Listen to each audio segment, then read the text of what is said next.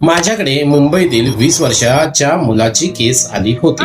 बाहेरून तो खूप शांत दिसायचा, पण आतून तो कम्प्लिटली तुटलेला होता.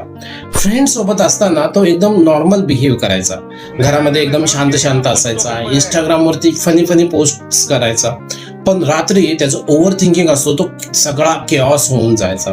एखादा डिसिजन तो घ्यायचा, त्याच्यावरती परत 100 त्याच्यावरती विचार करायचा, हे करू का, मग नाही झालं तर काय होईल, मग लोक काय म्हणतील, असे सतत त्याच्या मनामध्ये विचार चालायचे. बाहेरून तो खूप शांत दिसायचा, पण आतून ना खूप पॅनिक त्याचं चालू होतं. हळूहळू त्याची जी झोप होती ती कमी झाली होती, एन्झायटी वाढली होती आणि स्वतःवरचा कंट्रोल आहे तो पूर्णपणे गेला होता. आणि तो मला म्हणाला की सर, माझ्या डोक्यात ना सतत नॉईज चालू असतो.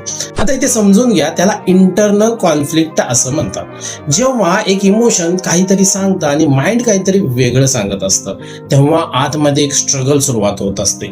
यामध्ये मग अशी लोक काय करत असतात तर पीपल प्लीजिंग करत असतात, त्यांना भीती वाटत असते, त्यानंतर ते सेल्फ डाऊट मध्ये जातात आणि अनएक्सपेक्टेड इमोशन्स त्यांच्याकडे भरपूर असतात.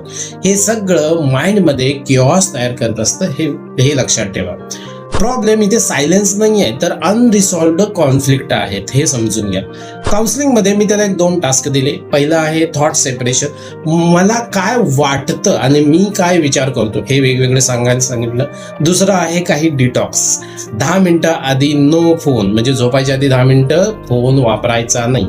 सायकोलॉजिकल रूल या ठिकाणी काय सांगतो, शांत दिसणारा प्रत्येक जण शांत असतोच असं अजिबात नाही.